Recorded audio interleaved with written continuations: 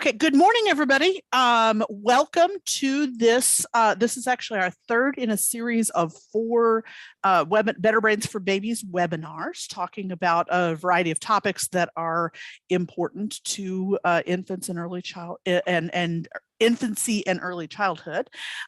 Today, I am delighted to welcome Therese, who is going to talk to us about infant early childhood mental health.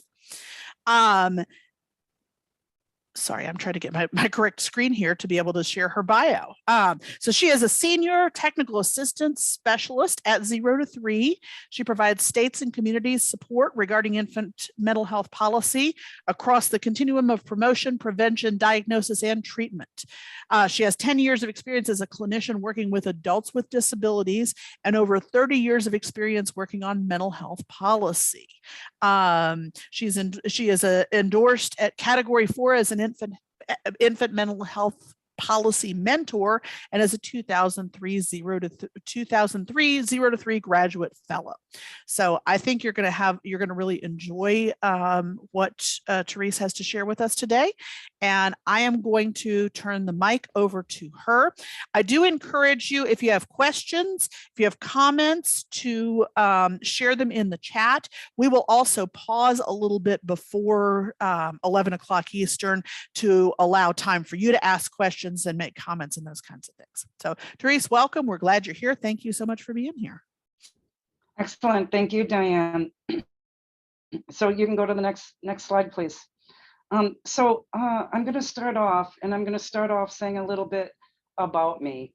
I think it's important for us all to get an idea of my history, so you have a little understanding of the lens I use to see the world. We often see the world through our experiences. So I'm going to start off with a little snapshot of my professional life. So as Diane gave my bio, but I'll kind of talk it through as well.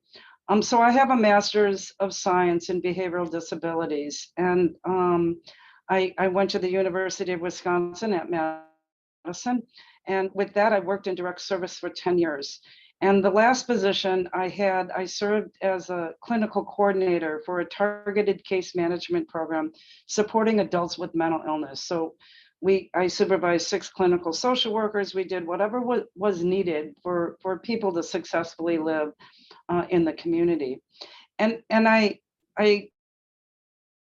lived, as I said, in Madison, Wisconsin, and Wisconsin was known for their great mental health services. And I saw so many inequities, and I was regularly going to county board meetings, begging for money. And I thought, I want to be the person that decides who gets the money rather than begging for money. So I went back to school and I got a master's of public administration. And I'm not necessarily, I didn't necessarily get to decide who got the money, but nonetheless, there I was. So with that, I worked for the state of Wisconsin in state government, and I worked for a while for community mental health and also for Medicaid. And one of the things I did for Medicaid is I worked on a system of care grant. I'm not sure if people are familiar with system of care grants, but I wrote the first contract that established Wraparound Milwaukee. So from there, I was approached by a group of people asking if I was interested at all in starting a statewide organization focused on infant and early childhood mental health. And I met with a man that was, kind of the brains behind it, and chatted with him for about 2 hours. About a month later, I met with a group of people, and they asked me a bunch of questions, and they said, okay, well, would you like this job? And I said, I don't know if I'm the right person. I said, I never had heard the term infant mental health prior to speaking with you all. Secondly, I never had the privilege of having children of my own, and I never worked in the early childhood field. And they said, we do want you, and we want you because you have a clinical background and you also have a policy background, and we think you can learn the early childhood and infant mental health stuff. And so I said yes. I really didn't know what I was saying yes to, but nonetheless, in 2001, I began the Wisconsin Alliance for Infant Mental Health. And about a year after I started, we call it We Aim, I was, Diane mentioned, I'm a 2003 graduate fellow. About a year after I did a fellowship with 0 to 3, it was my first introduction to 0 to 3. And it was a lovely experience because I felt very alone. I came from state government, and for people that are familiar with state government, oftentimes you have many meetings before you can make a move. And here I was in an office by myself, talking to myself quite a bit. So anyway, the fellowship gave me a nice network of people to bounce ideas off of, and I learned a lot of content. So that was great. So I did that for about 12 years. And in 2014, I moved and I left We Aim and started a job at 0 to 3. And I've been there ever since. And as Diane said, what I do is I support states and communities on infant and early childhood mental health policy, whether it be service delivery or workforce development, or a lot of times funding. People have this silly notion that because I work for Medicaid, I know a lot about Medicaid. And I'll tell you, if you work for one Medicaid agency, you just know about that agency. Medicaid is so different across the different states, although there are similarities. But so I wouldn't call myself a Medicaid expert, but I do know a little bit about it. So I also want to share a little bit about my social location and privilege. I grew up in a middle-class two-parent household in a suburb of Milwaukee. I'm half German and I'm half Irish. And my grandma Burke, who I was very close to, was born and raised in Ireland. And she lived with us. And my grandma Burke's bedroom was kind of my respite, my safe place in my home. I was expected to go to college after high school, and I dropped out after one semester in 2 days. Obviously, I went back. That's a whole nother story that I won't get into now. But anyway, I currently live in Southwest Wisconsin. I live along the Mississippi River, and in the background there, that is the Mississippi River. And I live with my partner of 22 years and 2 cats, Carly and Reggie. And in my free time, I enjoy gardening, boating, quilting, cooking, and reading. So that's a little bit about me. So how about if I'd like to do a poll. And Diane, if you could advance, and I'm going to find out a little bit about you and you know, who's here today. So if you could indulge me and answer the poll questions, and we can get an idea of who's here.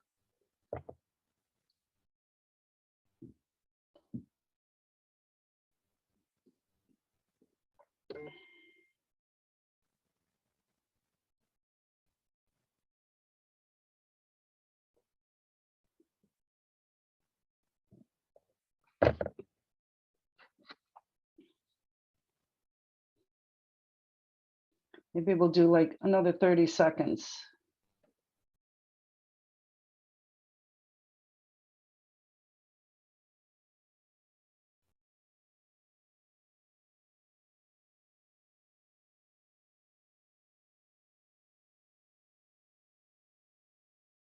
If you haven't completed the poll, go ahead and do so in the next couple seconds. We're going to stop and move on.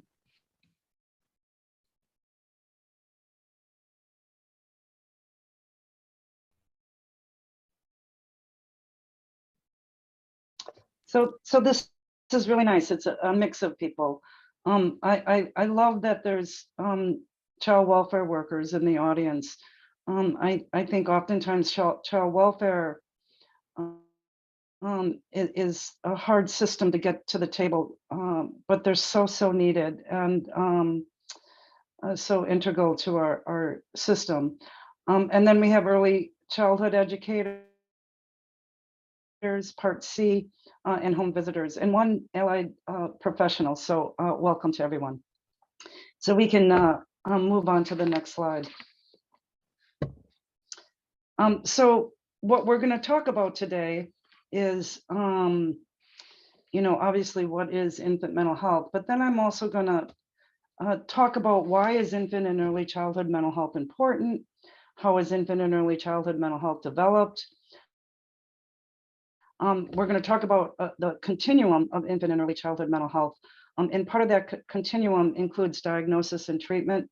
And then I have a couple of slides about resources to learn more about infant and early childhood mental health if you want to do some more reading.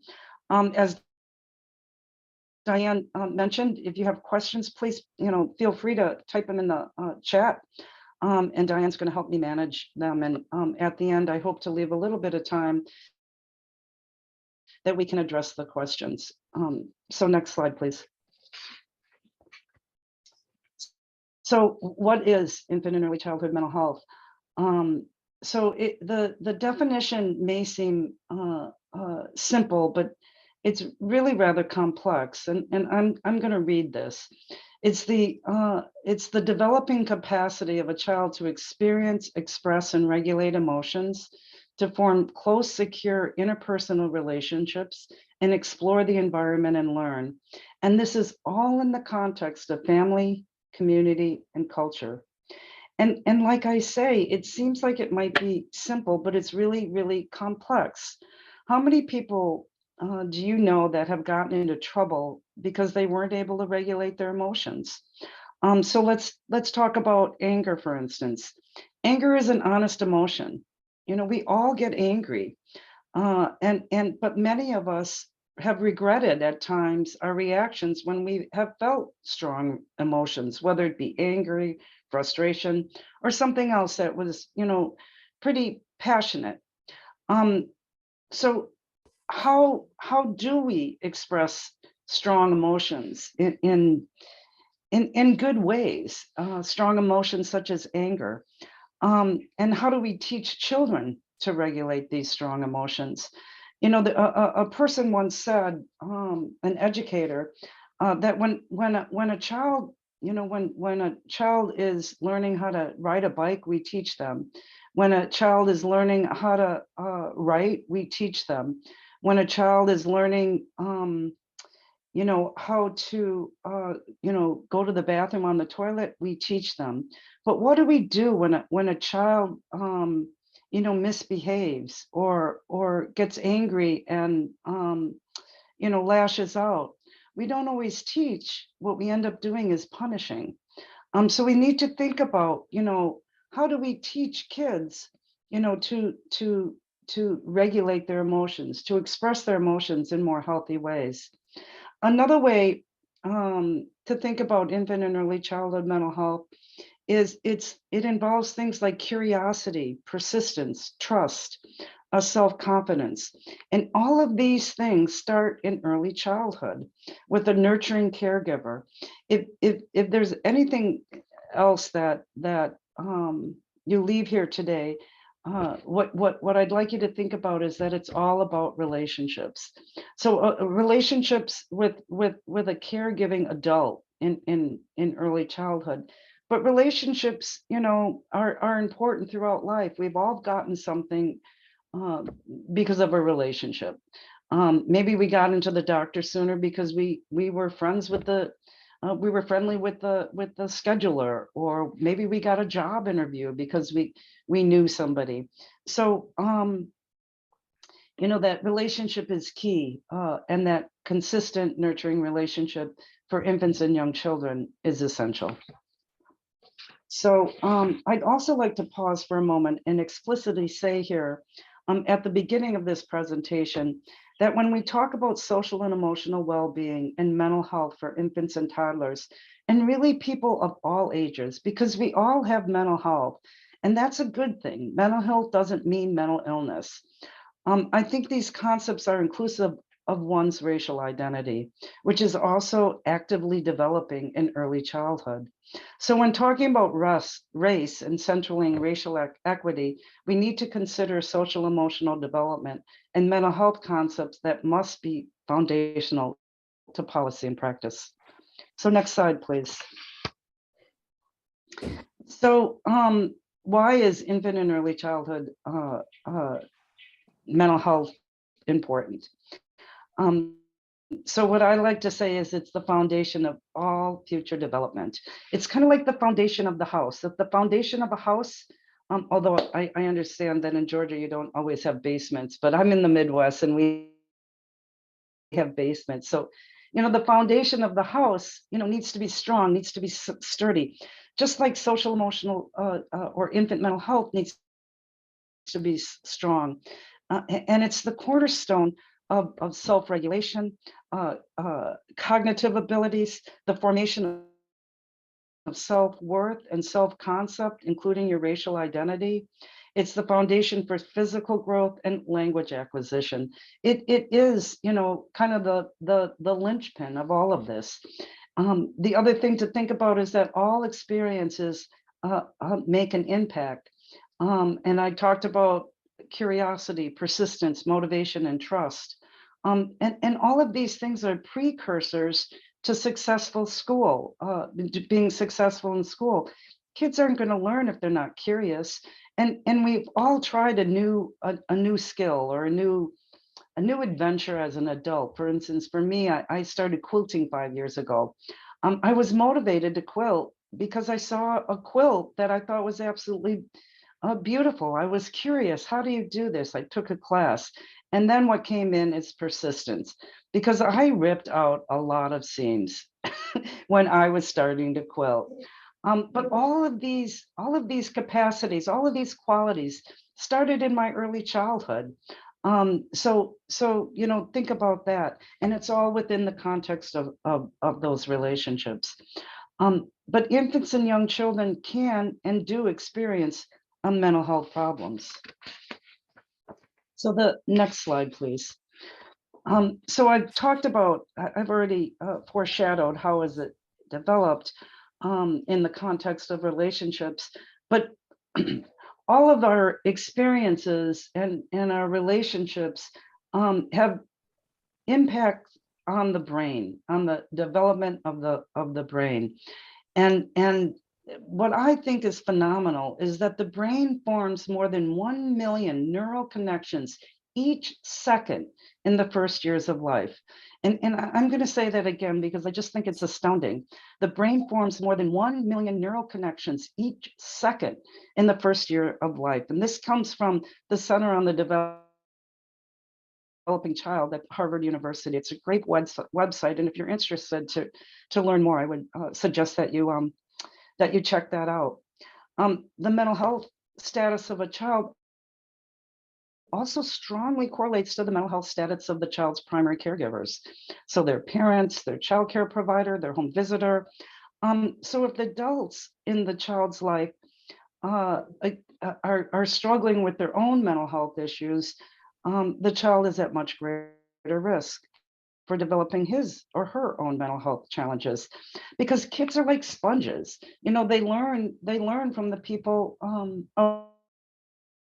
around them. So I'm going to tell a little story that I heard many years ago, and I found it rather illustrative. So this story comes from a woman named Carol Siegel, and Carol Siegel is from the University of Minnesota. And Carol Siegel tells a story that says that, one of the few ways that when you bring a baby home from the hospital, one of the few ways that a baby lets you know that, they need something is they cry. So the baby cries and the mom or the dad, but often it's the mom. The mom says, just a minute, I'll be there. And the mom goes and takes care of the baby, whatever, changing the diaper, feeding the baby, maybe just snuggling. The next time the baby cries, the mom says, just a minute, I'll be there. And again, the mom comes, takes care of the baby, does whatever is needed, and the baby settles down. And throughout that first week, the baby cries, the mom says, just a minute, I'll be there, and is taken care of. For some children, within 1 week, all the baby has to hear is just a minute, I'll be there, and the baby will stop crying. So for me, this was a really, it really touched me. And what it illustrated for me is that babies learn from birth. and that babies know at a very, very young age that he or she can have an impact on the world, and that they can trust that comfort is coming, that help is on the way. And I often wonder what it's like when babies don't have their cries answered, or their needs are not met consistently. So, and for often for those children, their infant and early childhood mental health can deteriorate, and they can and do experience mental health problems. So, next slide, please. So, when we're talking about service delivery with infant and early childhood mental health, it's along a continuum. Some people think infant and early childhood mental health is promotion. Some people think it's treatment. And I'd like to suggest that infant and early childhood mental health is all of it. So it's a continuum of relationship-based practices. So when we talk about promotion, this would be something like raising awareness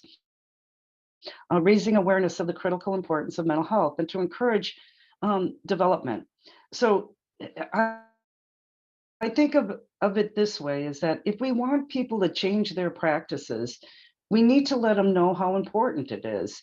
And if you think about, for some of you that may be older in the audience, you may remember the days when no one wore seatbelts. Cars at one point in time didn't even have seatbelts. I remember driving to Indiana with 5 kids in the car, a Doberman Pinscher, and we were all over the station wagon. Some people on the floor, some people in the way back, what have you. And my dad was smoking a cigar, my mother was smoking cigarettes, but nonetheless, we made it to Indiana and back several times. That's where my grandma lived. But now science has demonstrated that seatbelts save lives. Seatbelts started going into cars, and not only did seatbelts start going to cars, it's law that you must wear a seatbelt. There's lots of other examples. Smoking. I'm sure some of you remember smoking in bars and restaurants, even in state office buildings. But again, we know a lot more about secondhand smoke and the damage smoking does. So practice has changed. And what I'd like to see is that all of us know how important social, emotional, and infant mental health is, and that we do our part in supporting that infant mental health. So prevention activities could include screening for and identifying risk factors, or mitigating impacts of adverse childhood experiences, also known as ACEs, and providing caregivers such as childcare teachers mental health consultation. What I often think about is that childcare teachers do a wonderful job, and childcare teachers know when something's awry, but we don't always give them the support they need to help the kiddos in their classroom. Next is developmentally appropriate assessment and diagnosis, and I'll get into this in a minute.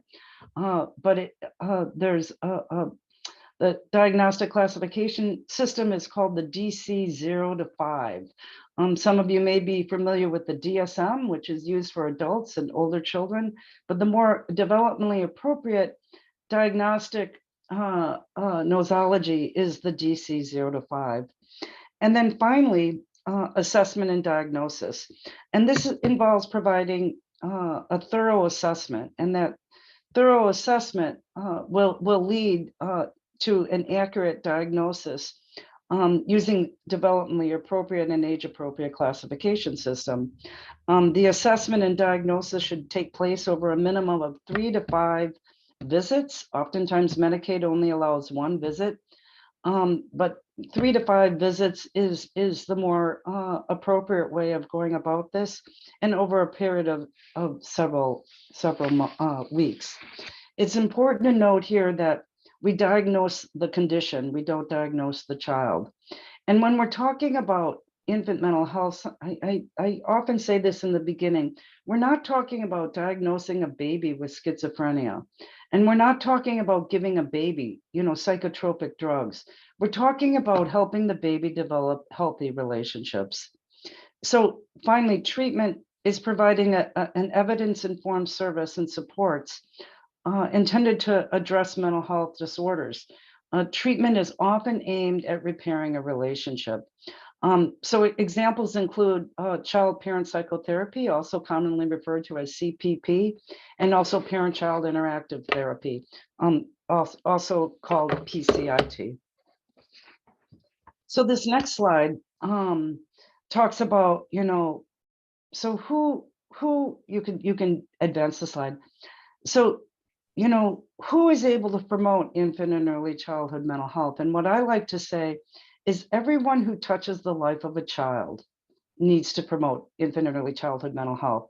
So let's think for a minute about a little one that's, developing normally, no challenges. What's the circle that's around that child? This little kiddo has interaction with parents, with extended family members, such as grandparents and aunties, perhaps childcare providers, medical professionals, and maybe a home visitors. And we need to ask ourselves, what do all these caregivers know about promoting infant and early childhood mental health? If there's a concern, that circle of support grows. It might include a medical provider, a specialty provider. It may include a child welfare worker, a Part C worker, judges and lawyers. And again, we need to think, what do all of these people, what does a judge know who's making huge decisions about where a child's going to be placed? What do they know about infant and early childhood mental health? If a parent has a concern about their child, oftentimes who they go to is their pediatrician. Not every kid should see a psychiatrist or a psychologist, but most kids see a pediatrician or a family practice doc. And we need, and oftentimes pediatrician and family practice docs don't have any background in social emotional development. So we need to ensure that the circle of people need to know what to look for. And I'm not suggesting at all that everybody who touches the life of a child needs to be a mental health clinician, but we do want everyone that touches the life of a child to see the child through a mental health lens, and to know and recognize when there's signs that help is needed, and then to have a system in place where that child can be referred and to get more help. So next slide, please. So I'm going to talk a little bit about numbers. So young children experience mental health issues at roughly the same rate as older children, ranging from 10 to 16%. And young children are expelled at 13 times higher than all K through 12 expulsions combined. So more kids are kicked out of childcare than are kicked out of kindergarten through 12th grade. And as I said before, I think childcare providers, they know when something is amiss or that a kid is struggling, but we don't give them the support and the resources that they need to help these little kiddos. Another thing that I would mention is that the data shows that there's a glaring disparity in which Black children represent 18% of total enrollment, but 48% of the suspensions and expulsions. So we know something's going on here, more than just behavioral issues. This conversation about implicit bias is an important one, and it's an important one for all of us to have. We might feel uncomfortable, it might be an unfamiliar territory, but we need to open up the dialogue. So the other thing to think about is that children under the age of 3 enter foster care at a much higher rate than any other group. The largest cohort of age of children in out-of-home placement are children under the age of 1. And that's pretty phenomenal. And oftentimes these children have more than one placement in that first year. And sometimes people say, oh, don't worry, they won't remember. Oh, don't worry, kids are resilient. But kids do remember. They just remember differently than adults. They don't remember necessarily in their brain, but they remember in their body at the cellular level. And it would be a little bit like, me saying to you, you're going to have a new boss every 3 months. Oh, but don't worry, everything will be the same. But we know things aren't the same. Different bosses have different expectations. And so a young child who's just new to this world and learning to, navigate themselves in the world, when they go from home to home to home, early on, things are different. Different smells, different laundry detergent, different food, different schedules. So it's really important to think when placing kids in out-of-home placement about making sure that it is a good match and trying to support both the biological parent and the foster home parent to the extent we can. So, other ways that things can go awry is when young children live in families with parental loss, substance misuse, mental health issues, or exposure to trauma, neighborhood violence or historical traumas. All of these things put kids at heightened risk for developing disorders. And unsurprisingly, the stressors of poverty and racism can multiply these risks. So next Quick slide. clarifying question came in through the chat. What was the expulsion rate percentage? Did you say that? The expulsion rate percentage is 13 times higher than all K through 12 expulsions combined. And for Black children, 18% of total, and they represent 18% of total enrollment, but 48% of the suspensions.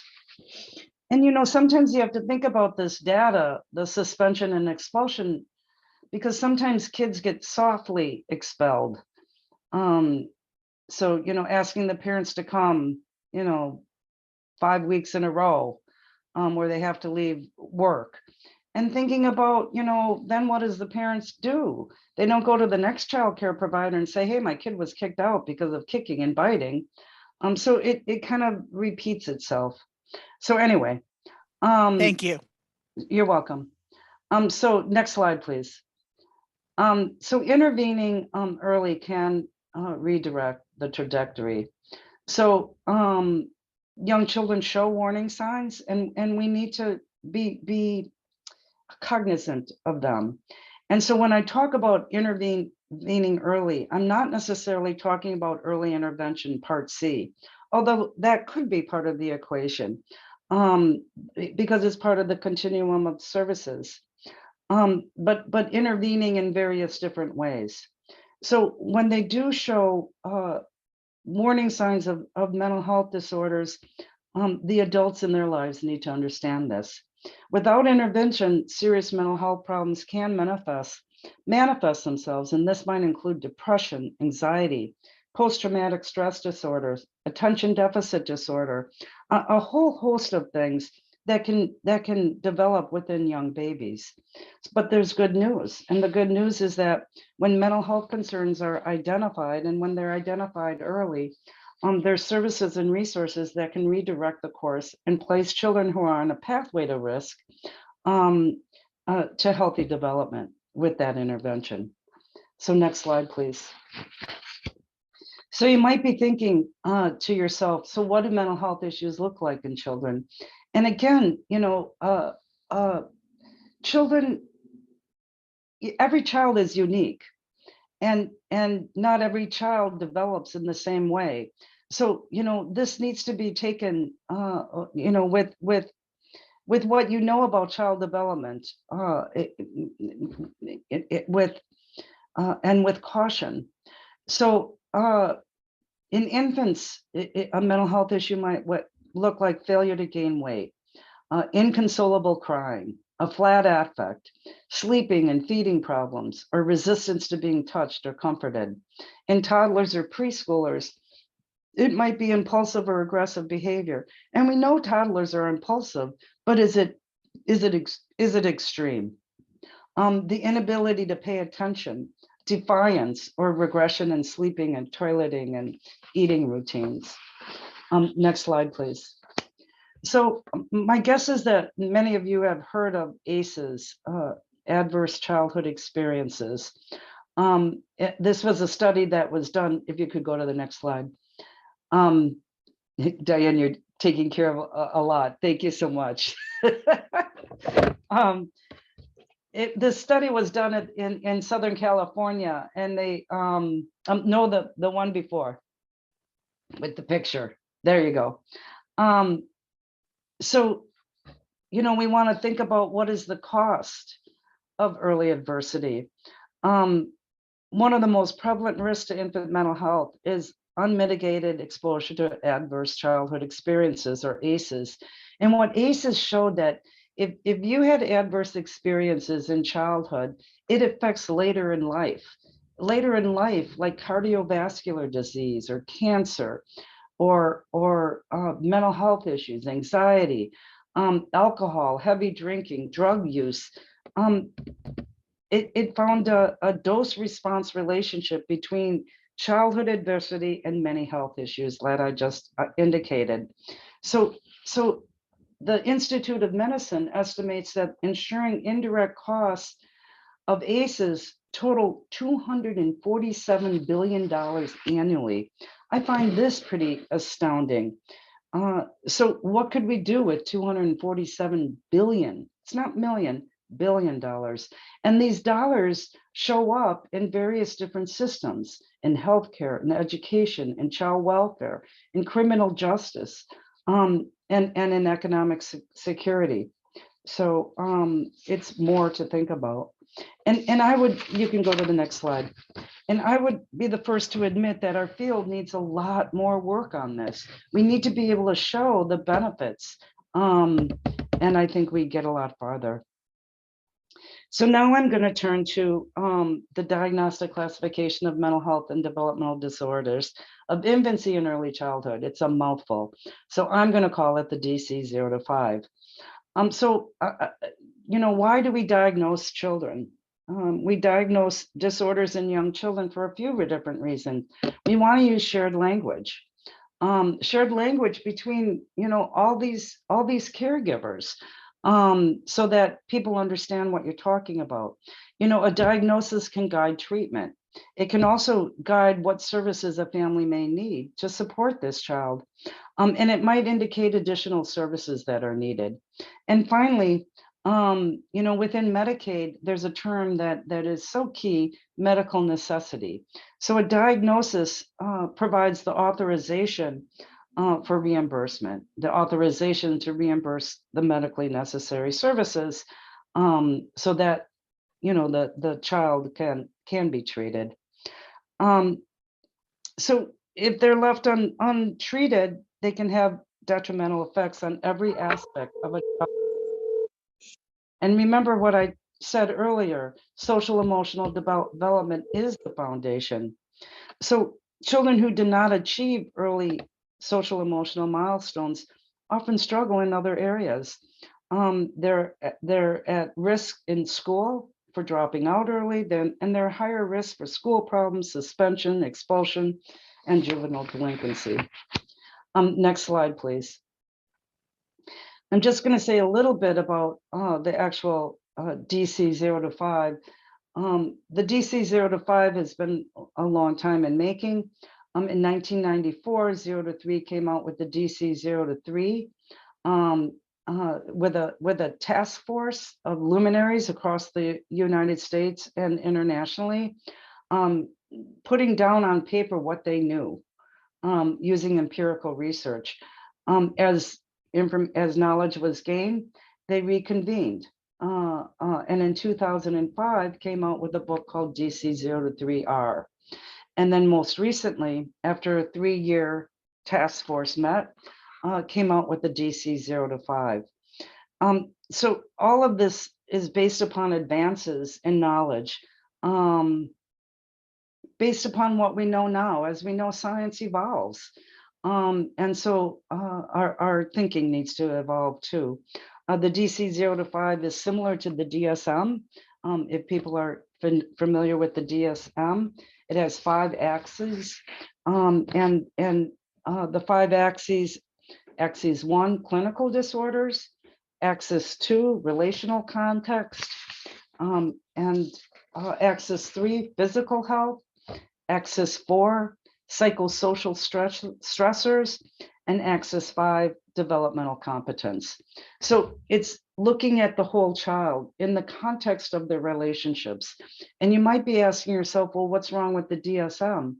But infants and young children, because they grow in the context of relationships, their mental health issues manifest within their relationships. And the DSM is not subtle enough to pick that up. So we have the DC 0 to 5. So next slide, please. So it's really a balancing act. And as I said before, we diagnose conditions. We don't diagnose children. And we're trying to identify children with clinically impairing disorders. And that's a key term, impairing disorders. And we do this to increase the chance of access to evidence-based treatment. Remember, Medicaid and medically necessary. But at the same time, we want to avoid pathologizing children. And we want to recognize that there's variation in typical development. So the next slide. So if there's benefits of infant and early childhood mental health treatment. And often it's called infant and early childhood mental health treatment is called dyadic treatment. And what dyadic treatment is having the caregiver and the child together. Because again, infant and early childhood mental health is really about the relationship. So it's repairing the relationship. So parent-child interactive therapy, PCIT, which can be provided to kids that are verbal over the age of 2, shows a return on investment of $3.64 per dollar. Child-parent psychotherapy is for pre-verbal kids and has shown savings in healthcare, education, and child welfare. All very, very beneficial. Next slide, please. You can go one more slide. There we go. So concluding, whoops, back one.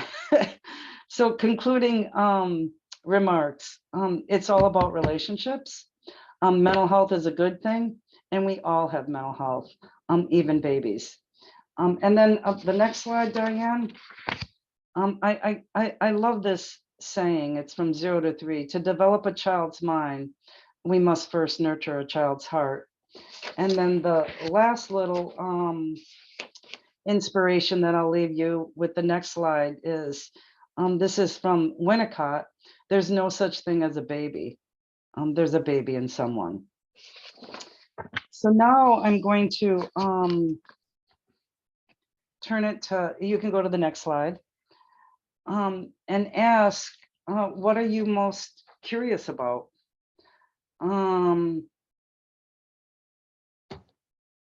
And Diane, if you have a question. I encourage you to share your questions in the chat.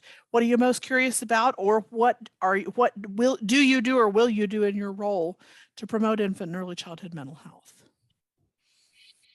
We'll give people a second to. Somebody, this is where the quote comes from, Tom Herner. Yes. Thank you very much. I knew it was Tom and I didn't write it down. And that was the quote about riding a bike and reading, that with social emotional skills, we tend to punish rather than teach. So, oh, and I see somebody from Wisconsin is here. Deb McNellis. I don't know if Deb's still in Wisconsin or if she came in from Wisconsin to Georgia. Somebody's asking if we'll post the slides, and the slides you can have, they can be available to people. Right, we will post those. We did have a question just come in. I have several 2-year-olds that are not talking. Is that normal? So I would answer that question with the caveat that I'm not a clinician. I was an adult clinician, but not an infant mental health clinician. but kids express themselves in different ways. I have a friend that didn't start talking till she was 3. So, what I would do is, observe that child and see if there's anything else that you find concerning. Are the parents concerned? Talk to the parents about it. Maybe the child, the 2-year-olds talk at home, but not with other kids. I mean, there's could be a number of variations, but my suggestion is talking to the parents and seeing if you find other things amiss. And if so, maybe have a Part C assessment done.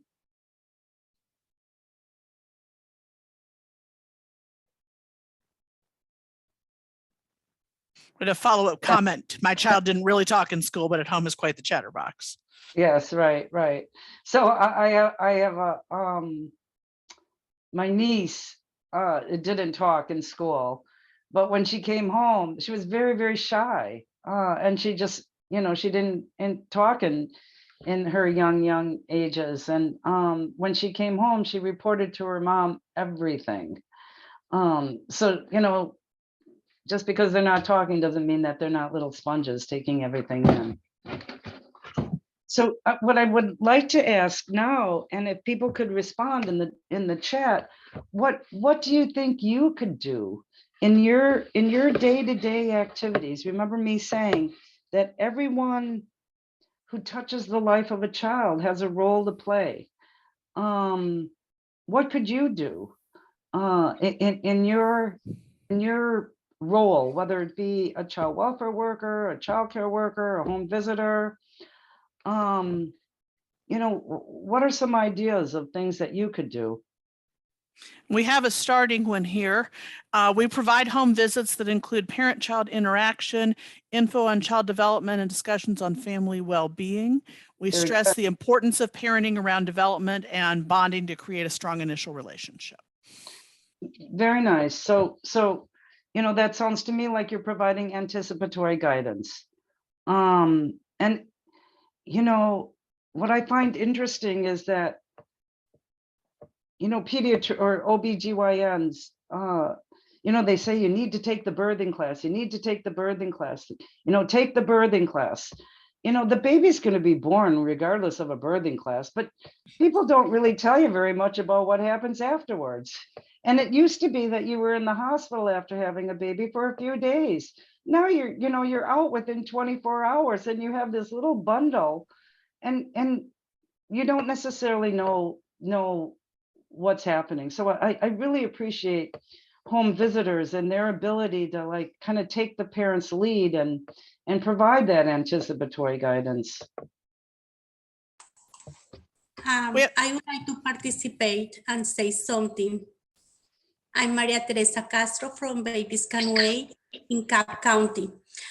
Something that I observed when I working with my families is that some of them, they have a lot of toys, and when I ask the parents why,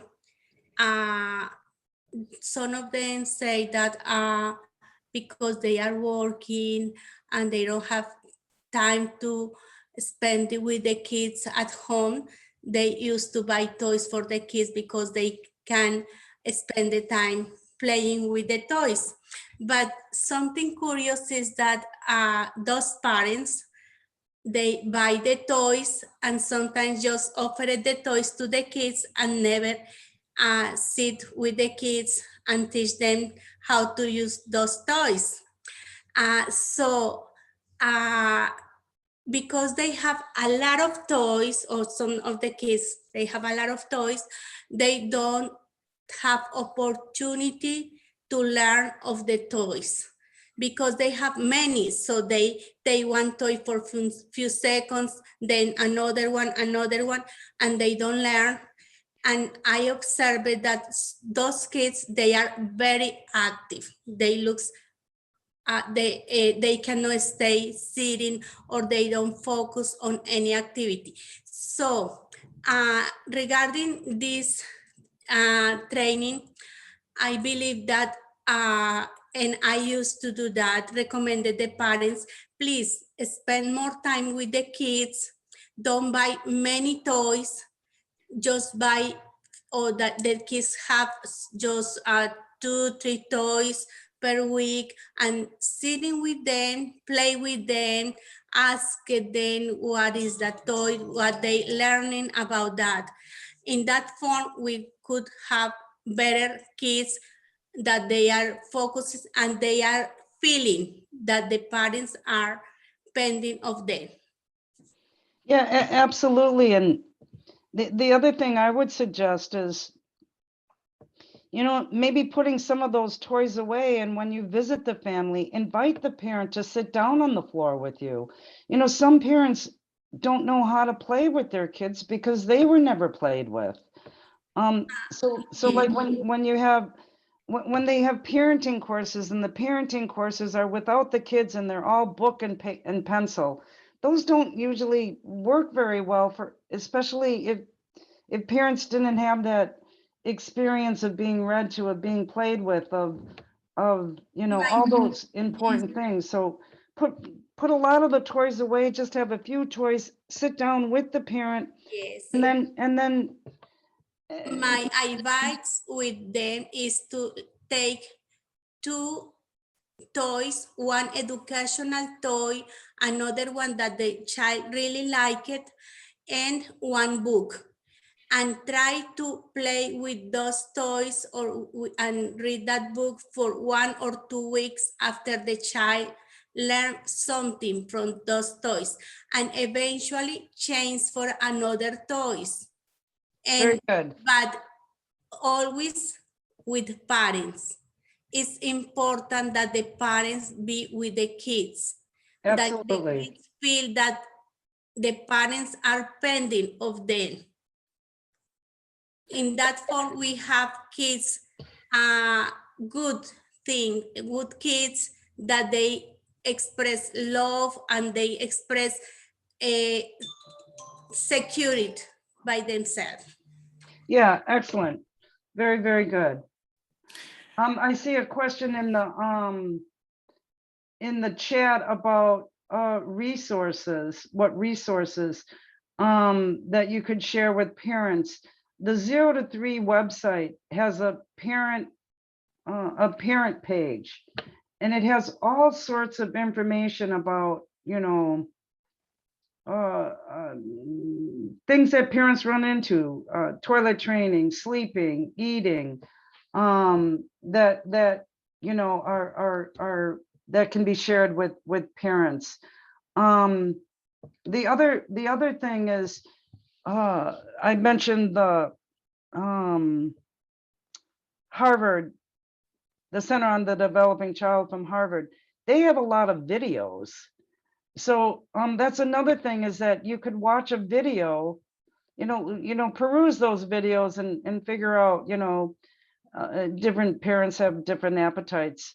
So what might that parent be into? And then talk about what you learned together and what that means for their child.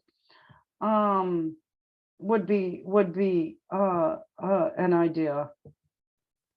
So I see another one. I would like to create content for providers on the value and importance of relationship for my own child. Keep strengthening relationships and embracing her strong emotions and helping her manage them. She'll be 3 next weekend. Right. And big key to kids learn to regulate, often based upon how their parents regulate. So if we're flying off the handle, your kids are going to be flying off the handle. And it's not to say that, from time to time we all, like, I don't know, lose it, or it can't be your consistent mode of dealing with frustration, anger, or what have you. Kids are resilient, and for the most part, they're going to learn based upon the behaviors they see around them.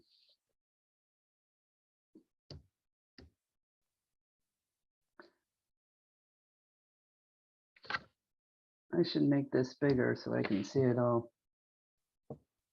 There's a comment from Lisa. We need more home visiting programs to support new parents. Lots of positive outcomes in the home visiting research. Yeah, absolutely. And home visiting, you know, the trend for home visiting that I see, although I would admit I'm biased, is they are going more and more to supporting social emotional well-being rather than, you know, a curriculum style or education style, taking the parents' lead, providing anticipatory guidance. Healthy Families America, their training has been crosswalked with the infant mental health competencies that 32 states, including Georgia, Georgia recently purchased the infant and early childhood mental health competencies. And I'm sure Laura Lucas, who I know is speaking next week, will talk about that, so I won't get into that. But I totally agree with you that, you know, home visiting programs to support new parents, whether you're poor or wealthy or, you know, in between, we all have questions about our little ones, and it would be nice to have somebody to count on. Natasha asks, do you have any suggestions when working with families who are hesitant about mental health services, especially for their young children? So another, you know, sometimes people don't like the word mental health because it has a lot of stigma to it. Some home visiting programs have a mental health consultant on their staff, where the home visitors can go to the mental health consultant and ask questions, or maybe even go to the home. And so you could, you know, I mean, if that were available, talking to your local mental health person, or talking not with the words mental health, but, you know, I wonder about how your kiddo is playing with others, or I'm curious, what do you think about how your kiddo, you know, whatever the issue is with regards to mental health, which could be any number of them, talk about it in terms of that child's behavior rather than talking about mental health. Billy shared, said, I like to share the CDC's developmental milestones web link for how to play, learn, speak, act, and move, and shared that link with us. Yeah, very, very good. I'm familiar with that as well. Yeah, there's lots of resources out there. And in the last two slides of this presentation also has various different resources, how to talk about infant mental health. Oh, the other thing that I would suggest you look at, 0 to 3 puts out what's called the State of Babies Yearbook every year. And you can look up what's happening in Georgia with regards to states, with regards to your state. And it was just released yesterday. So it's, you know, brand spanking new. You don't know the resources of 0 to 3. They have so much information. Yes, they do. And again, I'm probably biased. And for people that, you know, are policy people, you could join Think Babies, and you would get a policy update on a regular basis called the Baby Monitor. So there's lots of different things out there. How I like to look at it is, you know, play is a baby's work. You know, that's how young kids learn how to negotiate the world, negotiate relationships. And, you know, we all know people that aren't necessarily, you know, the smartest intellectually, but they do well in life because they're good with relationships. So again, to nurture a child's heart is the key to all of this. We are right at 11 o'clock, so I want to kind of wrap things up. There are lots of great comments in the chat about wonderful things people are doing, educating, helping build trust, all of those kinds of great things. So I want to express appreciation to Therese for being here.